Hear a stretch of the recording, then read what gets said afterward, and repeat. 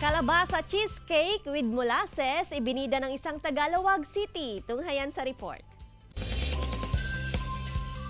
Pangunahing gulay ang kalabasa sa Ilocos Norte. Isa itong masustansyang gulay bilang pangpalinaw ng mata. Kaya naman ang baker na si Andy Doronio ng Lawag City, Ilocos Norte ay nakaisip ng kakaibang cheesecake pero this time with a twist. Tuturuan tayo ni Baker Andy ng kakaibang cheesecake na tiyak na magugustuhan ng lahat maging mga bata.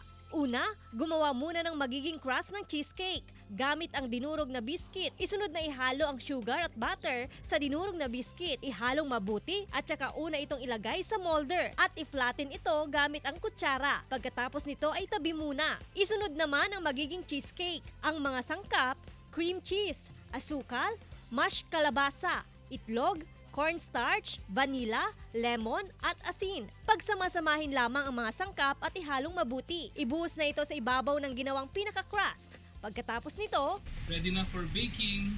Ilagay at iluto sa oven sa loob ng 40 minutes. Gusto kong mag-keep distance doon sa classic cheesecake. So since meron siyang vegetable na ingredient which is the squash o yung kalabasa, sabi ko, why not brown sugar? Pero dahil abundant dito sa Ilocos yung molasses, yung tagapulot, yun ang kinuha ko. Pagkaluto ng cheesecake, ilagay na sa toppings ang tagapulot. At para mas lalo pang mouth-watering, ilagay din sa ibabaw ang cream cheese. At handa ng tikman ang katakam-takam na Lawagenya cheesecake, kalabasa, and tagapulot. This time, this is combination ng sweetness na mula sa tagapulot.